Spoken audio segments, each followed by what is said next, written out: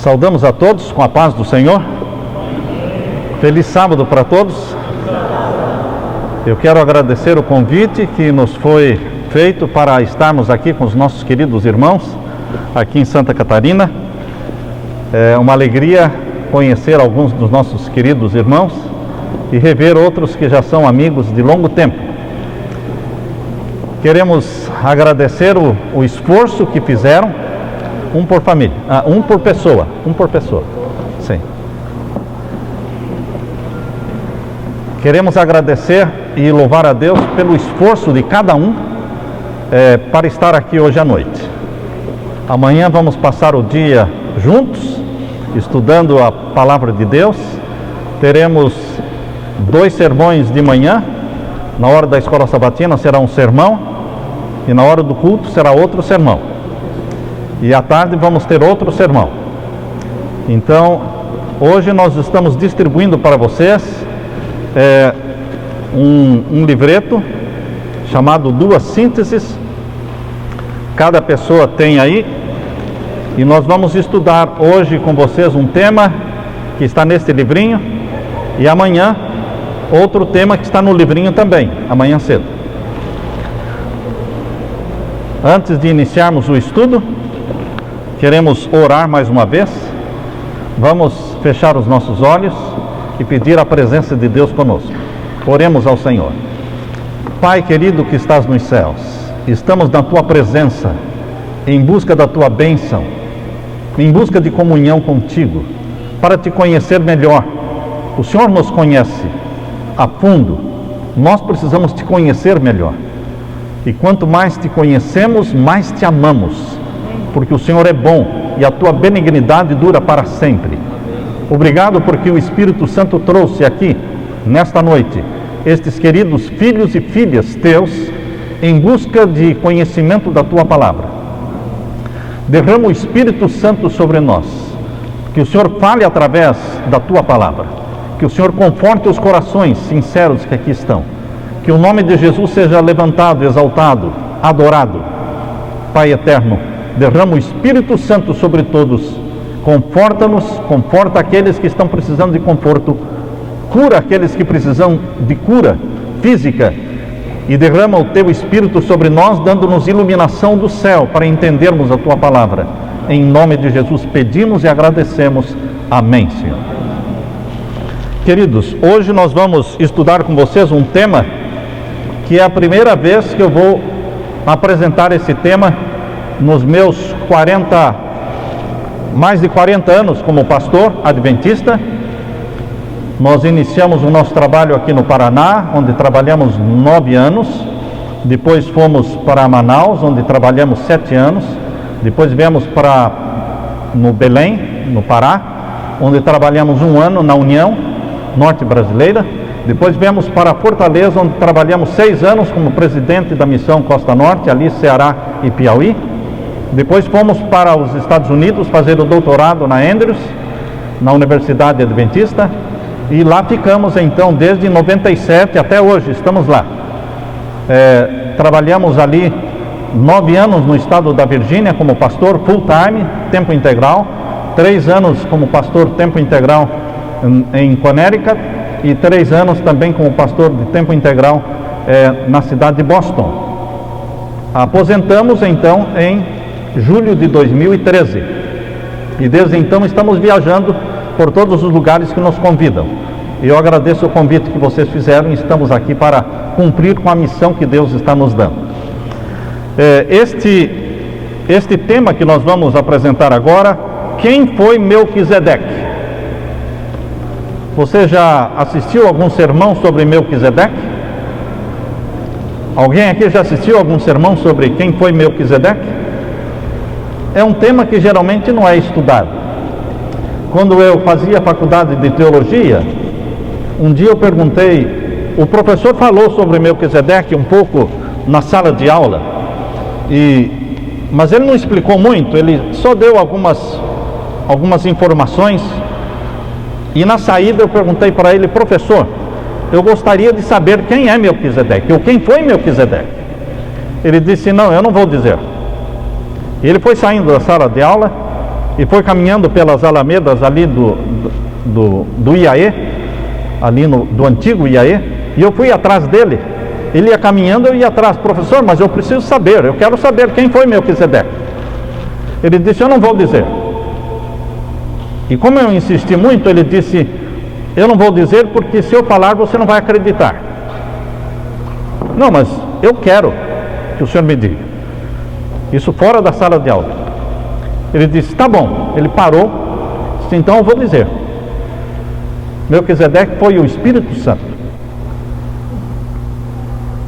Eu fiquei olhando para ele. O Espírito Santo? Sim, eu não falei que você não ia acreditar? Ele me disse. E seguiu o caminho dele. E eu então me dediquei a estudar mais sobre Melquisedeque. Foi quando nós escrevemos este artigo. Isto aqui foi já nos primeiros anos do nosso ministério, quando éramos pastor em Paranavaí, no Paraná. Nós fomos pastor ali em Paranavaí, no Paraná, nos anos de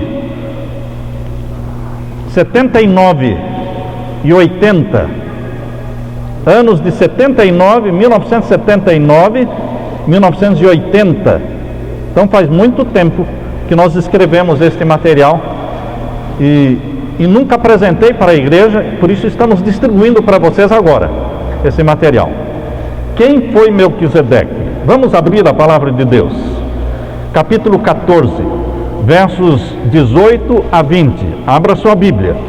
Se você tem Bíblia, você tem que trazer a Bíblia, porque aqui nós vamos estudar Bíblia. Nós não viemos aqui para falar de outra coisa senão da Bíblia, não de pensamento humano, não de ideias humanas, mas do conteúdo bíblico. São sermões puramente bíblicos, um texto em cima de outro texto. Por isso vamos ler agora Gênesis capítulo 14 e os versos 18 a 20. Gênesis capítulo 14 e os versos 18 a 20. Aqui nós lemos. Todos acharam? Todos acharam? Vamos ler. Melquisedeque, rei de Salém, trouxe pão e vinho, e era este sacerdote do Deus Altíssimo, e abençoou e disse, bendito seja Abraão, do Deus Altíssimo, o possuidor dos céus e da terra, e bendito seja o Deus Altíssimo, que entregou os teus inimigos nas tuas mãos, e deu-lhe o dízimo de tudo.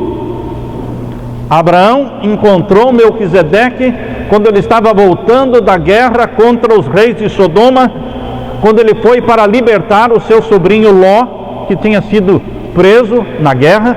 Ele foi, guerreou contra aqueles reis, libertou o seu sobrinho, e ele estava voltando da guerra quando ele encontrou-se com Melquisedeque.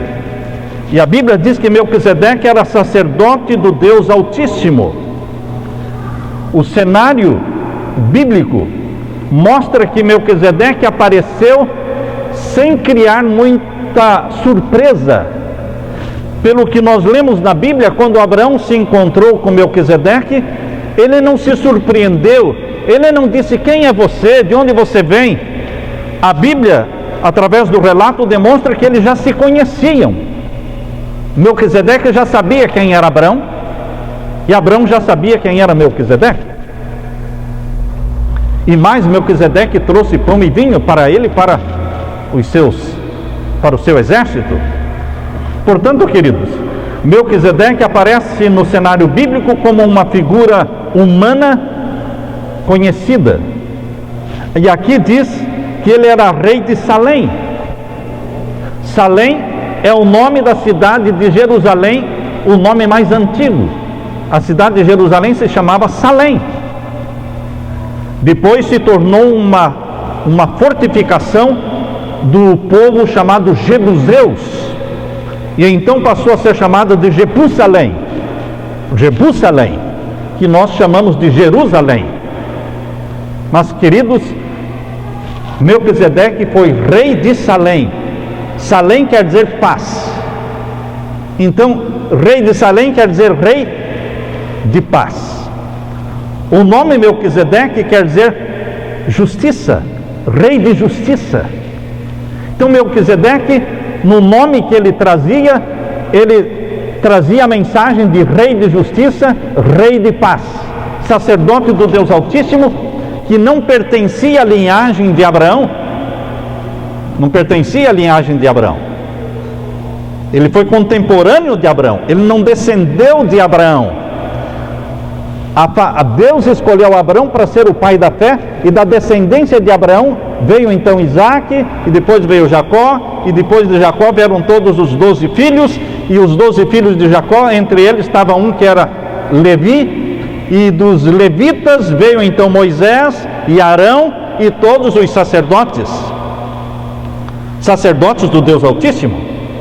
Porém, Melquisedeque viveu antes de Levi, antes que existisse Levi, antes que existisse Jacó ou mesmo Isaac. Viveu no tempo de Abraão, mas já era sacerdote do Deus Altíssimo.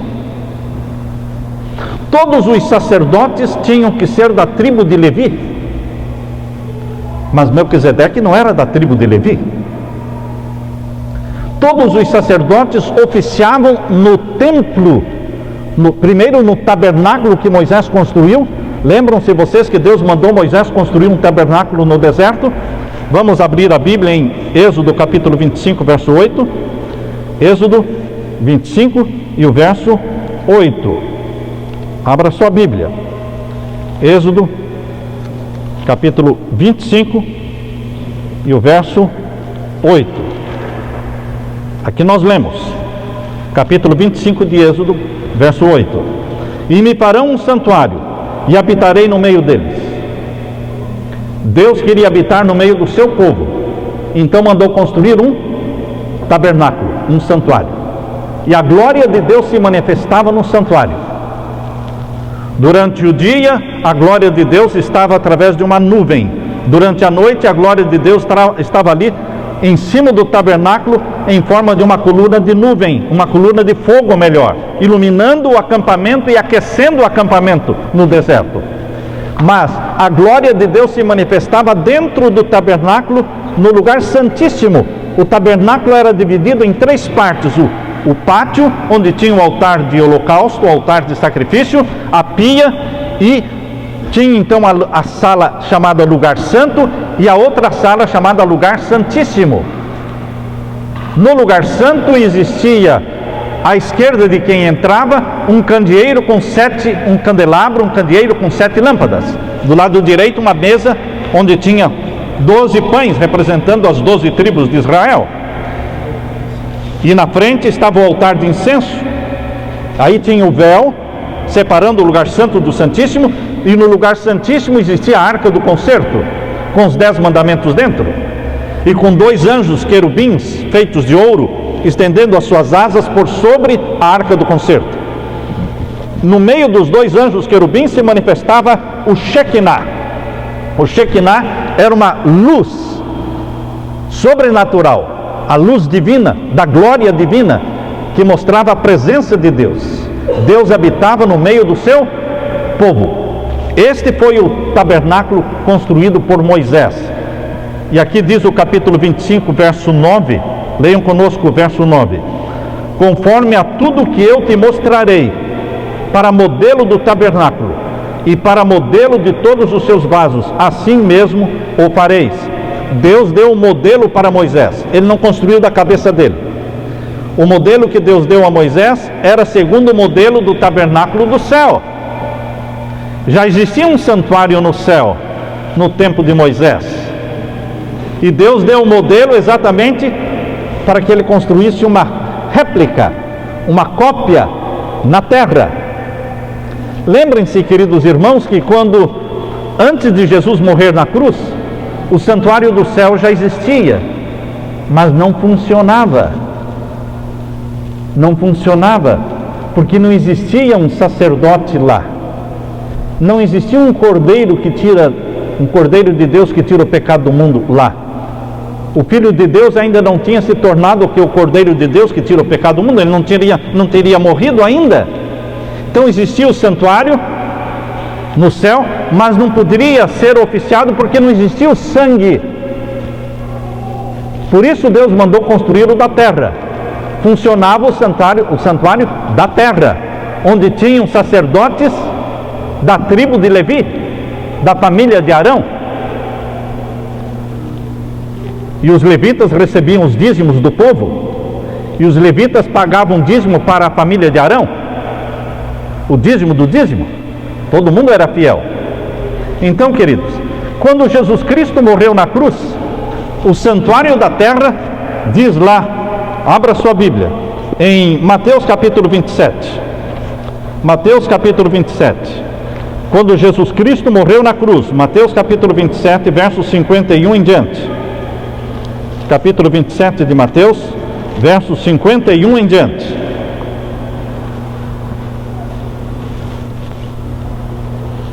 Todos acharam? Capítulo 27 de Mateus, versos, vamos ler a partir do verso 50. Podemos ler? E Jesus, clamando outra vez com grande voz, rendeu o espírito, e eis que o véu do templo se rasgou em dois, de alto a baixo, e tremeu a terra, e fenderam-se as pedras, e abriram-se os sepulcros, e muitos corpos de santos que dormiam foram ressuscitados. Verso 53. E saindo dos sepulcros, depois da ressurreição dele, entraram na cidade santa e apareceram a muitos. Quando é que essa multidão que ressuscitou com Jesus, quando eles ressuscitaram? Na sexta ou no domingo? Vejam o verso 53. E saindo dos sepulcros, depois da ressurreição dele. Nenhum saiu do sepulcro antes de Cristo. Cristo primeiro ressuscitou, e depois uma multidão ressuscitou com ele, e entraram na cidade de Jerusalém, e apareceram para muitos. Vejam que o véu se rasgou em dois quando Cristo morreu na cruz. O véu que separava o lugar santo do Santíssimo. O santuário da terra deixou de ter valor ali. Ali o santuário da terra deixou de ter valor. Cumpriu-se a profecia. O Cordeiro de Deus que tira o pecado do mundo foi morto. Morreu exatamente no dia da Páscoa. Cristo morreu no dia da Páscoa. E Cristo ressuscitou no dia das primícias. Dia da Páscoa era dia 14. Dia das primícias era dia 16. Cristo ressuscitou dia 16, dia das primícias, primeiro dia da semana. Queridos, quando Jesus Cristo subiu ao céu, ele subiu para inaugurar o santuário do céu. Ele subiu para inaugurar o santuário do céu. No santuário do céu ele seria o Cordeiro de Deus que tira o pecado do mundo. No santuário do céu ele seria sacerdote, não segundo a ordem de Arão, porque para ser sacerdote segundo a ordem de Arão, ele tinha que ser da tribo de Levi, e ele, Cristo, era da tribo de Judá. Por isso, queridos, a Bíblia diz que se Jesus Cristo estivesse na terra, nem mesmo sacerdote ele poderia ser. Abra a sua Bíblia em Hebreus. Abra a sua Bíblia agora em Hebreus, e vamos ler Hebreus capítulo 8. Hebreus capítulo 8 e o verso 4. Hebreus capítulo 8, verso 4. Traga a sua Bíblia e olhe na Bíblia, porque nós vamos estudar a Bíblia. Verso 4 nós lemos: ora, se ele estivesse na terra, o que ele seria? Nada. Ele não podia ser sacerdote no santuário da terra, porque ele não era da tribo sacerdotal. Se ele estivesse na terra, nem tão pouco sacerdote seria, havendo sacerdotes que oferecem dons e sacrifícios segundo a lei, os quais servem de exemplar e sombra das coisas celestiais, como Moisés foi divinamente avisado. No santuário da terra, os sacerdotes eram de acordo com a família de Arão e da tribo de Levi. Porém, Melquisedeque não era da tribo de Arão, de Levi, mas era sacerdote. E a Bíblia diz que Melquisedeque era sacerdote não pela genealogia sacerdotal, porque ele não pertencia, não existia genealogia sacerdotal com o nome de Melquisedeque. Você não vai encontrar Melquisedeque na tribo de Levi, porque ele não era da tribo de Levi, ele viveu no tempo de Abraão. Então, queridos, Melquisedeque era um tipo de Jesus. Melquisedeque não era o Espírito Santo, Melquisedeque não era um anjo, Melquisedeque não era Jesus, Melquisedeque era um rei humano de uma cidade conhecida chamada Salém, mas que foi instituído como sacerdote por ordem direta de Deus. Deus o constituiu sacerdote. Melquisedeque não nasceu sacerdote. Na tribo de Levi, os sacerdotes já nasciam sacerdotes, tá certo? Os levitas, quando nasciam, já nasciam sacerdotes. Por nascimento. Eles tinham que provar pela genealogia que eles eram da tribo de Levi, para poderem exercer o sacerdócio. Pois bem, Melquisedeque não nasceu sacerdote. Ele foi constituído sacerdote por ordem divina. No santuário do céu, meus queridos, existe um sacerdote que não nasceu sacerdote. Quem é ele? Jesus. Ele nasceu da tribo de Judá, que nunca poderia ser sacerdote no santuário da terra.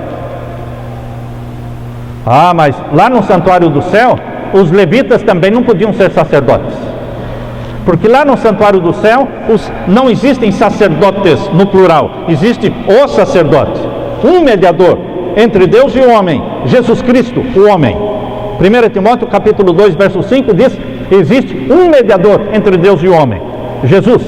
No santuário do céu é ele, e ele não é da tribo de Levi. Ele foi constituído sacerdote diretamente por ordem do Pai. O Pai constituiu o Filho sacerdote, da mesma forma como constituiu Melquisedeque sacerdote. Deus é soberano. Quem teria a ousadia de chegar para Deus o Pai e falar: o Senhor não pode constituir Melquisedeque sacerdote? Deus é soberano. Melquisedeque foi um tipo, um símbolo do sacerdócio que Jesus teria, sem pertencer à tribo sacerdotal, mas por ordem direta de Deus. Abra sua Bíblia então agora em Hebreus capítulo 7. Hebreus capítulo 7, verso 1 em diante. Hebreus capítulo 7 e o verso 1 em diante. Vamos ler. Porque este Melquisedeque, que era rei de Salém, sacerdote do Deus Altíssimo, e que saiu ao encontro de Abraão, quando ele regressava da matança dos reis, e o abençoou, a quem também Abraão deu o dízimo de tudo, e primeiramente é, por interpretação, rei de justiça, e depois também rei de Salém, que é rei de paz. Vejam, agora vem o verso mais difícil. O verso mais difícil é o verso 3. O que diz aí? Que Melquisedeque era sem pai, sem mãe, sem genealogia, não tendo princípio de dias, nem fim de vida, mas sendo feito semelhante ao Filho de Deus, permanece sacerdote para sempre. Melquisedeque não tinha pai, nem mãe, sem genealogia. A expressão sem genealogia explica que ele não tinha pai nem mãe na genealogia. Lembrem-se vocês que os sacerdotes da tribo de Levi tinham que provar que eles eram filhos de sacerdotes da tribo de Levi. Mas Melquisedeque não tinha pai e nem mãe, ele nem nasceu e nem morreu na genealogia sacerdotal. Mas obviamente, fisicamente, Melquisedeque nasceu e morreu. Fisicamente ele tinha um pai e uma mãe, mas não sacerdotes, não sacerdotais. Queridos, Melquisedeque era um tipo de Jesus. Jesus Cristo, se você procurar na tribo de Levi o nome de Jesus, não vai encontrar. Se você encontrar quem era o pai e a mãe de Jesus, não vai encontrar. Nascimento de Jesus, não vai encontrar. Morte de Jesus, não vai encontrar. Não existe nada de Jesus na linhagem sacerdotal de Levi. Mas como é que ele foi feito sacerdote? Do mesmo modo como Melquisedeque foi feito sacerdote, por ordem direta do Pai, por ordem direta de Deus. Deus constituiu Melquisedeque como um símbolo do que Jesus seria no futuro. No céu, o sacerdote é Jesus, constituído por Deus. E nós queremos ler para vocês agora no capítulo, aí mesmo no capítulo 7. Capítulo 7, verso 4 agora. Verso 4.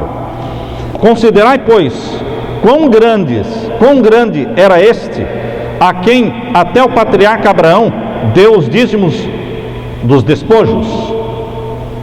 Agora o verso 6. Mas aquele cuja genealogia não é contada. Estão percebendo que Paulo está explicando que o que não existe de Melquisedeque é a genealogia. Lógico que ele nasceu e morreu na terra.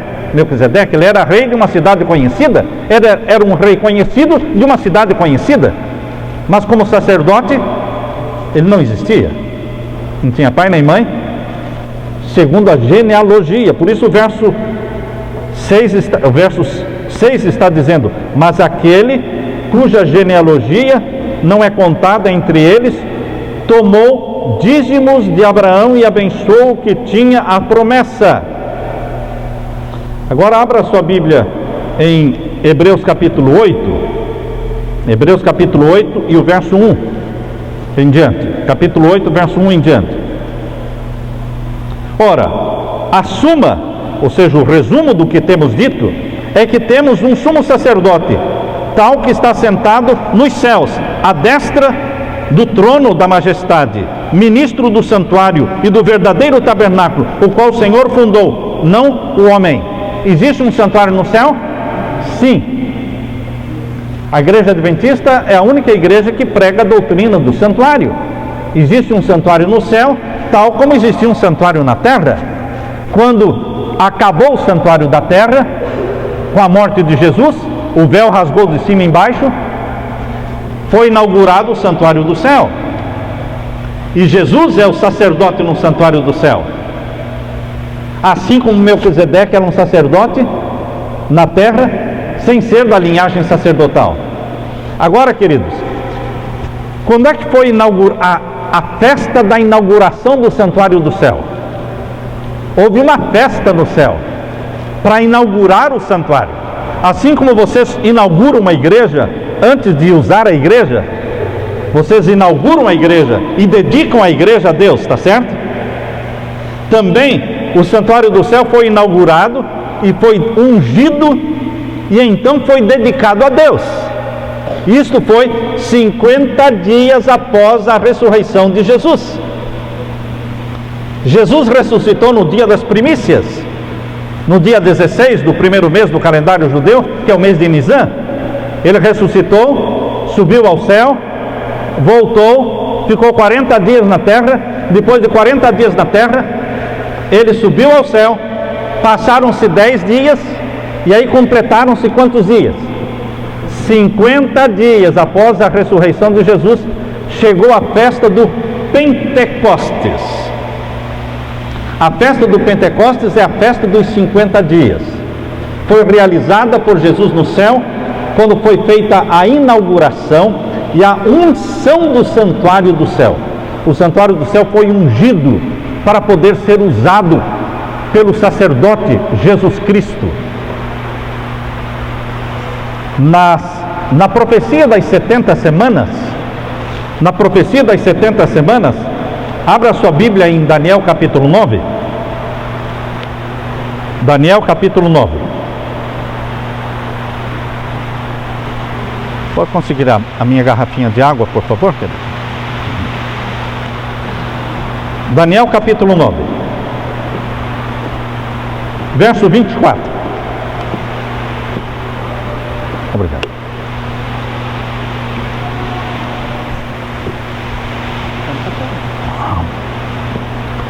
Daniel capítulo 9 e o verso 24.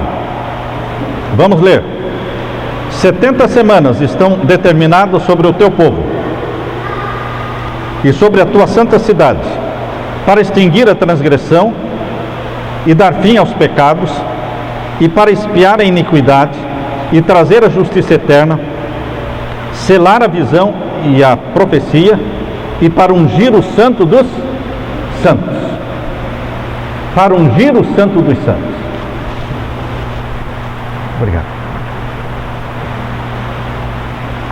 Então vejam, queridos, a profecia das 70 semanas são 490 anos,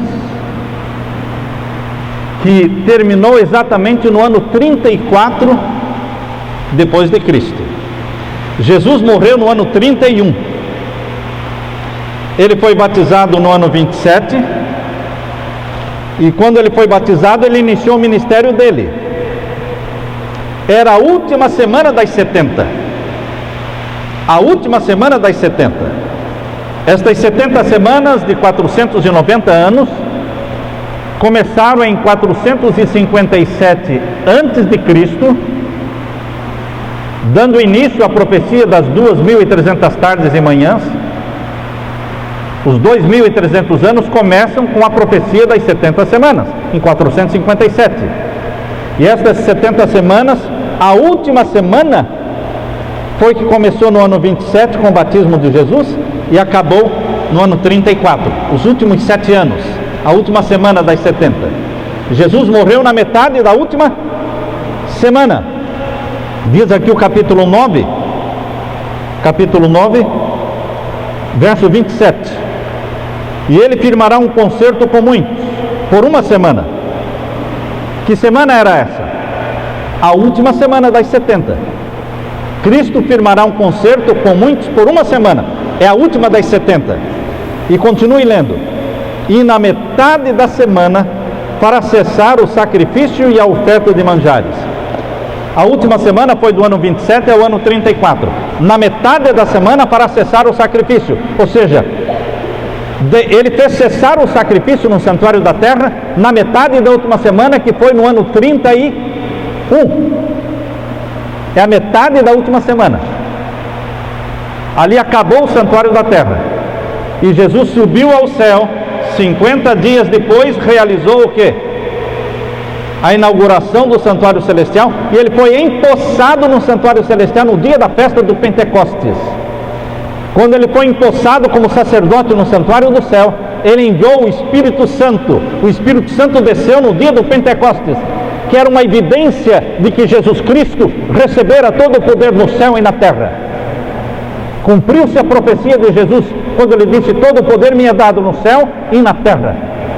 Eis que eu irei, mas eu vos enviarei o Espírito Santo, o Consolador, que estará convosco e habitará em vós. O Espírito Santo foi derramado como um resultado da posse de Jesus no céu como nosso sacerdote. O santuário do céu funciona com o sangue do Cordeiro de Deus que tira o pecado do mundo.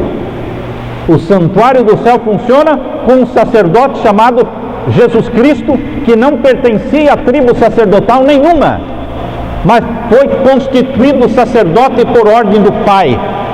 Assim como Melquisedeque foi constituído pela ordem de Deus, Jesus Cristo foi constituído pela ordem de Deus, o Pai. Assim como Melquisedeque era conhecido como o Rei de Justiça, Cristo é a nossa justiça. Assim como ele era conhecido como o Rei de Salém, Rei da Paz, Cristo é o nosso Rei da Paz.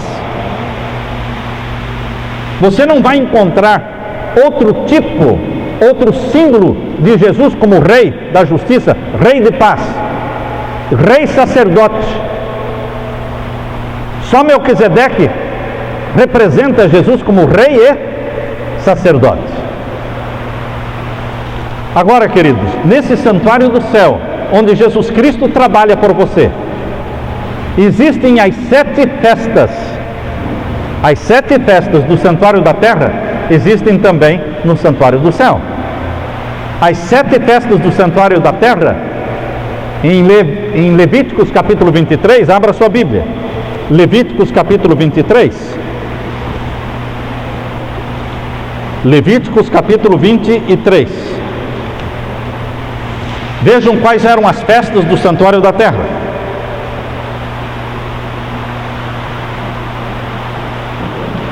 Capítulo 23. A primeira festa está no verso 3, que era o sábado semanal. Estão vendo aí? Capítulo 23, verso 3. 6 dias, obra se fará, mas o 7º dia será o sábado do descanso, santa convocação, nenhuma obra fareis. Sábado do Senhor é em todas as vossas habitações. É o sábado semanal, que pertence à lei de Deus. Era o dia santo, no santuário da terra também, e no santuário do céu também.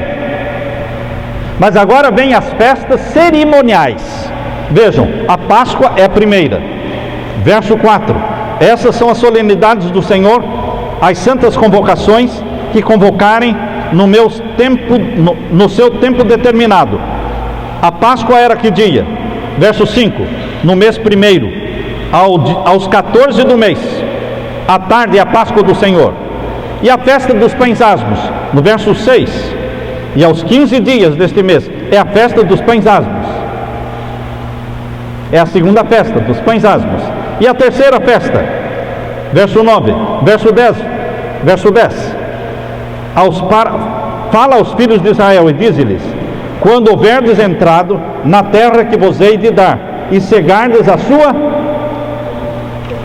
sua cega, quando vocês colherem a sua seara, quando fizerem a colheita, o que eles deveriam fazer? Então trareis um molho das primícias da vossa cega ao sacerdote. Isso era no dia 16, após o sábado cerimonial do dia dos pães asmos, que era o dia 15. Os pães asmos começavam no dia 15, e a Páscoa era no dia 14, e as primícias eram no dia 16. Agora, queridos, depois de 50 dias vinha a festa do Pentecostes, que está no verso 15 e verso 16. E depois da festa do Pentecostes vinha a festa das trombetas, que está no verso 24. Verso 24, a festa das trombetas. No mês 7º, ao primeiro dia do mês, tereis descanso, memória de jubilação, santa convocação. A festa das trombetas durava 10 dias. Eles tocando a trombeta, anunciando que o dia do juízo estava chegando. 10 dias tocando a trombeta, anunciando ao povo: confessem os pecados, porque o juízo está chegando. E então vinha o dia do juízo. O dia do juízo era o dia da expiação. Vejam aí o verso seguinte, não é? Verso 27. Mas aos 10 deste mês 7º será o dia da expiação. Tereis santa convocação e afligireis as vossas almas. Era o dia do juízo. Era o único dia que o sumo sacerdote entrava no Santíssimo. Era esse dia. Ele não entrava no Santíssimo outro dia. Agora, queridos, a última festa, vejam aí o verso 34. A última festa. Fala aos filhos de Israel, dizendo: aos 15 dias deste mês 7º será a festa dos tabernáculos ao Senhor, por 7 dias. Festa dos tabernáculos era a festa da colheita, era a última festa do ano. Todas estas 7 festas eram proféticas e apontavam para o ministério de Jesus. Vamos recordar agora: a festa da Páscoa do santuário da terra se cumpriu na festa da Páscoa do santuário do céu. Quando foi a festa da Páscoa do santuário do céu? Quando um cordeiro que não era animal, mas era o Filho de Deus, morreu na cruz. Ali foi o dia da festa da Páscoa do santuário do céu. Porque não foi um animal que morreu, mas o próprio Jesus Cristo. Ali foi a primeira festa do santuário do céu, quando rasgou o véu do santuário da terra, anulando o santuário da terra, porque a primeira festa do santuário do céu já tinha sido realizada. Cristo morreu no Monte do Calvário. No santuário da terra, irmãos, onde é que o Cordeiro morria?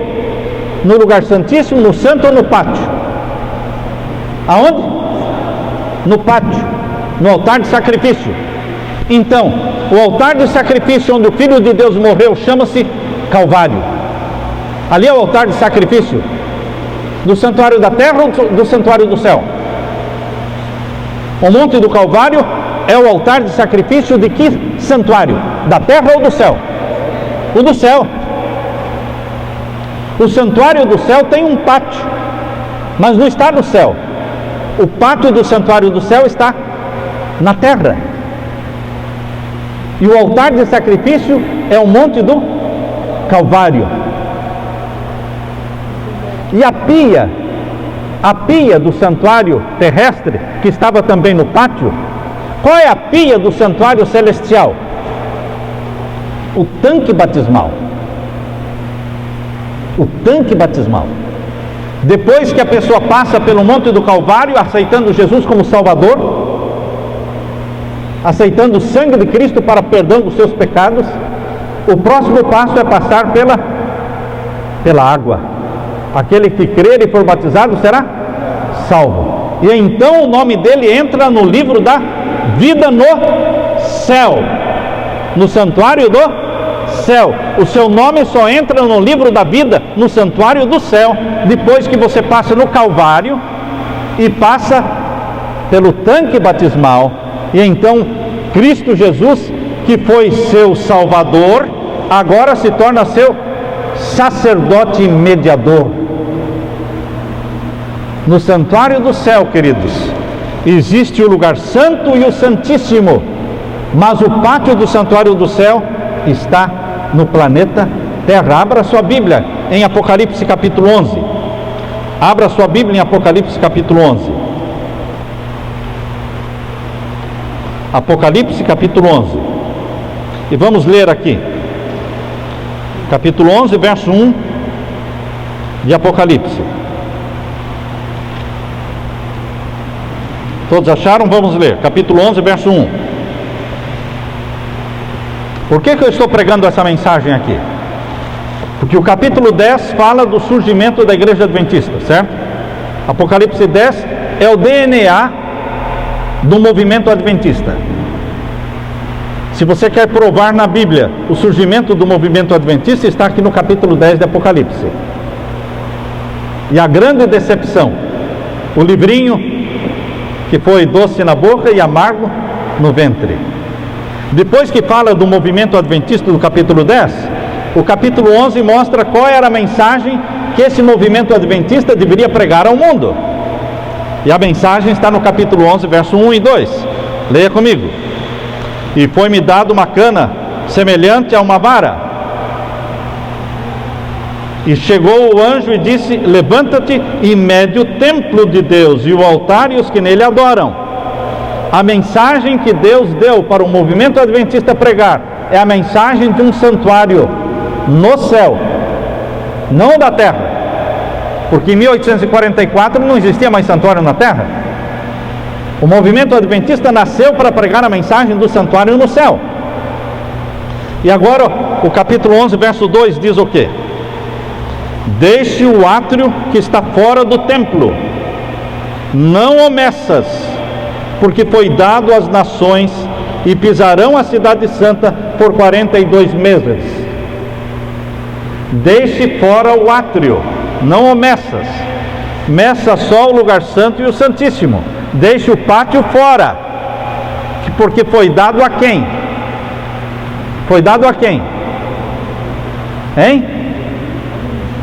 O que diz o verso? O verso 2: deixe o átrio que está fora do templo, não o meças, porque foi dado a quem? Aos gentios, às nações. Onde vivem as nações e os gentios? No planeta Terra. Então, o pátio está onde as nações estão, é o planeta Terra. E o altar de sacrifício chama-se Monte do Calvário. Mas Jesus Cristo no céu está trabalhando no lugar santo. Desde que ele subiu ao céu, ele trabalhou no lugar santo como nosso mediador. Em 1844, ele entrou no Santíssimo e iniciou a obra de juízo celestial. Em 1844. Agora, há pessoas que pensam que Jesus entrou no Santíssimo unicamente em 1844. Queridos, ele entrou como juiz no Santíssimo em 1844. Ele entrou pela primeira vez no Santíssimo em 1844 para iniciar o juízo celestial. Porém, fisicamente, Jesus entrou no Santíssimo quando ele subiu ao céu, porque ele compareceu diante do Pai. Ele foi ao trono do Pai para ser aceito, o sacrifício dele ser aceito. Ele entrou na presença do Pai, e ele entrou no lugar santo e no Santíssimo quando ele subiu ao céu para ungir o santuário, inaugurar o santuário e então fazer funcionar o santuário do céu. Por isso que quando Jesus subiu ao céu, ele subiu ao lugar santo, entrou no Santíssimo, não para iniciar o juízo, mas para unção do Santo dos Santos.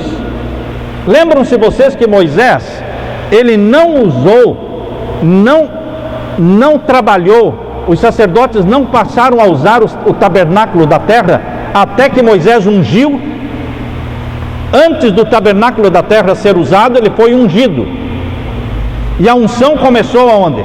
Veio lá do pátio, entrou no lugar santo e entrou no Santíssimo. Todo o santuário foi ungido antes de ser usado. Assim também o santuário do céu foi ungido. Por isso que você pode entender que Jesus Cristo, quando no final, naquela última semana das 70, quando Jesus morreu e subiu ao céu, ele subiu para ungir o Santo dos Santos. Leia de novo o capítulo 9, verso 24. Daniel capítulo 9, verso 24. Leia novamente. A obra de Jesus Cristo na última semana das 70 incluía subir ao céu, morrer na terra, não é? Ressuscitar, subir ao céu para ungir o quê? O Santo dos Santos. Vamos ler capítulo 9, verso 24. Nós lemos uma vez, vamos ler de novo o mesmo verso. 70 semanas estão determinadas sobre o teu povo e sobre a tua santa cidade, para extinguir a transgressão e dar fim aos pecados, e para expiar a iniquidade, e para trazer a justiça eterna, e selar a visão e a profecia, e para ungir o Santo dos Santos. Quando é que o Santo dos Santos foi ungido? Quando Jesus subiu ao céu na última semana das 70. Ele morreu, ressuscitou, subiu ao céu, inaugurou o santuário celestial, ungiu o santuário celestial, e aí passou a trabalhar no santuário celestial como sacerdote teu e meu, nosso único sacerdote. Só o sangue de Jesus nos purifica de todo o pecado. Agora, quando é que ele entrou no Santo dos Santos para iniciar o juízo celestial? Somente no dia 22 de outubro de 1844. Está claro isso, irmãos? É isso que a Bíblia nos ensina. Agora, queridos, abra sua Bíblia em Hebreus,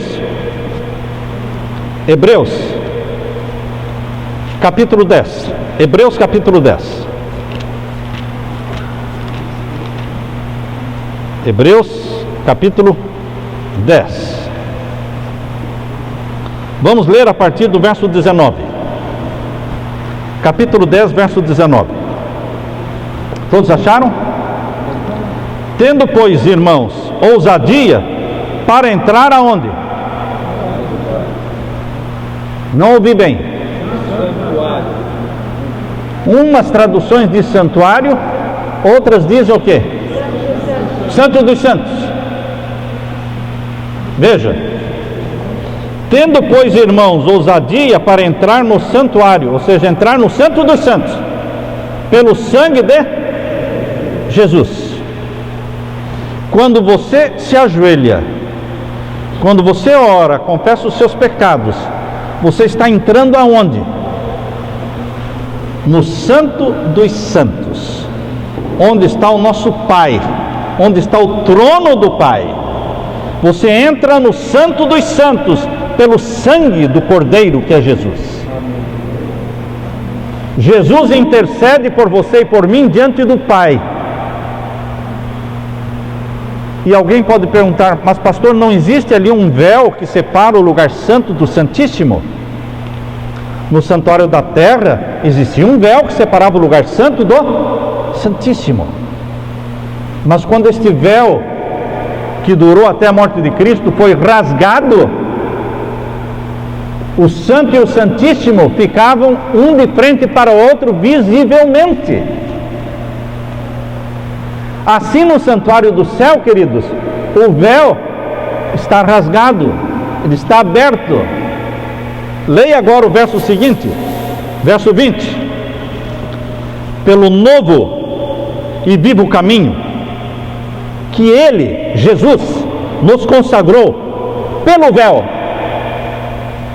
Jesus nos consagrou um novo e vivo caminho até o Santíssimo pelo véu. Através de Jesus você penetra o véu. Por que você penetra o véu através de Jesus? Termine o verso.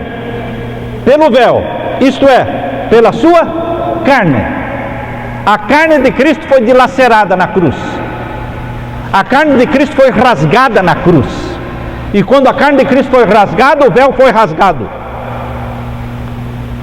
Hoje você pode penetrar na presença do Pai, no Santíssimo, pelo véu que é a carne do nosso Senhor Jesus, rasgada e dilacerada. Esse é o novo e vivo caminho. Queridos, entre o lugar santo e o Santíssimo, o véu está aberto. O véu está aberto. O Filho está vendo o Pai. O Pai está vendo o Filho. Não existe nenhuma cortina impedindo Jesus de olhar nos olhos do Pai. Não existe nenhuma cortina impedindo Jesus de mostrar as mãos com as marcas da crucifixão. E quando você ora, meu irmão, Jesus levanta as mãos. Jesus aqui no lugar santo levanta as mãos diante do Pai, no Santíssimo. Não existe o véu separando. E ele diz: Pai, olha as minhas mãos. Eu derramei o sangue por este que está orando. Está vendo ele lá ajoelhado pedindo perdão dos seus pecados? Eu morri por ele e ele aceitou o meu sangue. Olha as minhas mãos, Pai. Olha os meus pés marcados. Olha o meu lado que está. A cicatriz durará para sempre. As cicatrizes da nossa redenção, irmãos, durarão para sempre. Nunca as cicatrizes sairão das mãos, dos pés, do lado e da fronte do nosso Senhor Jesus Cristo. São sinais eternos do preço que foi pago. Cristo nos comprou com o ouro do seu sangue e com a prata das suas lágrimas. Essa é a doutrina do santuário, meus queridos. O santuário do céu é real. O altar de sacrifício, o Monte do Calvário, foi real. A intercessão de Jesus no lugar santo é real, junto ao altar de incenso. O trono do Pai é real. E Ele intercede por você. Quem tem a Jesus, tem a vida eterna. Tudo que o Filho pede, o Pai dá. O Pai dá. Por isso que a Bíblia diz: aquele que tem o Filho, tem a vida eterna. Não existe salvação fora de Jesus. Existe um só mediador entre Deus e os homens. Por isso, queridos, aqui diz, verso 21, capítulo 10, verso 21: e tendo um grande sacerdote sobre a casa de Deus, cheguemo-nos, leia comigo o verso 22, cheguemo-nos com um verdadeiro coração, em inteira certeza de fé, tendo os corações purificados da má consciência e o corpo lavado com água limpa. Retenhamos firmes a confissão da nossa esperança, porque fiel é o que prometeu. E consideremo-nos uns aos outros para nos estimularmos ao amor e às boas obras, e não deixe de congregar, não deixando a nossa congregação, como é o costume de alguns. Não abandone a igreja, não fique em casa assistindo os cultos pela televisão, vá para a igreja, vá para a igreja, você ainda tem pés para andar. Quem está doente sem poder sair de casa tem que assistir pela televisão os cultos, mas se você tem pés para andar, Deus quer que você vá ao templo e adore a Deus no templo. Vá à igreja, não deixe de congregar, como é costume de alguns. Queridos, retenhamos firmemente a nossa confissão. A confissão dos nossos pecados tem que ser diária. A nossa religião tem que ser feita de confissão. Deus se agrada quando você se ajoelha e diz: Senhor, eu venho aqui confessar os meus pecados. E por favor, meu querido irmão, dê nome aos pecados. Dê nome aos pecados. Pecados têm nome. Tem um momento certo, o minuto, a hora e o minuto em que você cometeu aquele pecado. E você tem que ser específico. Senhor, aquele pecado que eu cometi, tal hora, em tal lugar, me perdoe. Aquela cena que os meus olhos se demoraram olhando na televisão, e eu me envergonho de ter demorado os meus olhos naquela cena, me perdoe, Senhor, me perdoe. Aquela palavra dura que eu falei para minha esposa naquela manhã, ou aquele dia, me perdoe, Senhor. Nossos pecados precisam ter o quê? Nomes. Não é perdoa todos os meus pecados. Todos os meus pecados significam nenhum pecado, porque não tem nome nenhum. Jesus Cristo nos perdoa. Ele está desejoso de nos perdoar. Ele tem sangue para nos purificar de todo o pecado. Meus queridos, Deus constituiu a Jesus Cristo sacerdote eterno. Assim como Melquisedeque foi sacerdote, Jesus é o nosso sacerdote. Rei da justiça, Rei da paz. Senhor é justiça nossa. Lembre-se, Jesus Cristo está hoje esperando a tua confissão. Hoje é o dia da confissão. Se ouvirdes a sua voz, não endureçais os vossos corações. Que a paz de Jesus esteja com você, hoje e durante todo este final de semana. Amém? Amém. Louvado seja o nosso querido Jesus, sacerdote e Rei da paz e da justiça. Aleluia!